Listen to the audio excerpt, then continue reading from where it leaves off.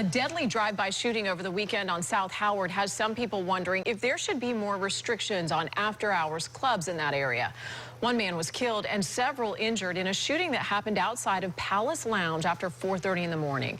Jeff Patterson joins us live on South Howard in Tampa. And Jeff, what are police saying about all this? Yeah, good evening, Jen. Police tell me late night or after hours clubs can be a problem, but if they don't sell alcohol, they don't have to close at 3 a.m. like the bars around here. It was late. The club was closing, and people were standing in the parking lot when two men started arguing.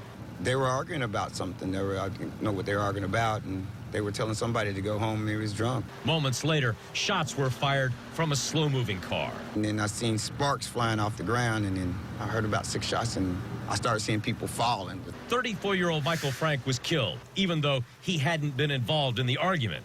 4 others were shot, including Donald Jocelyn. I looked at my pants. I saw blood. My belt buckle had blood on it. I unzipped my pants, and I looked real quick, and I saw 2 holes in my right thigh. The argument happened outside of the Palace Hookah Lounge. There have been noise complaints about the business before, but until now, nothing serious. Jocelyn told us he wasn't involved in the argument, but he saw the shooter when he returned. He put the window down, and he started shooting. So as soon as like 2-3 shots went out, everybody just fell to the ground.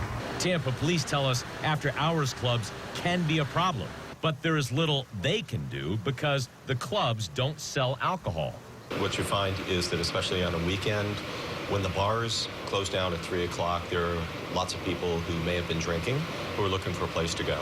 So depending on where they end up and how they're going to behave, that could be a problem.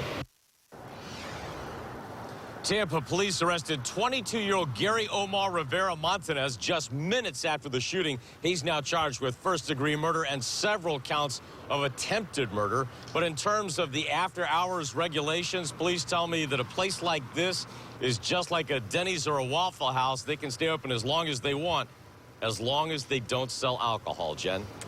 Jeff Patterson live for us in Tampa. Thank you, Jeff.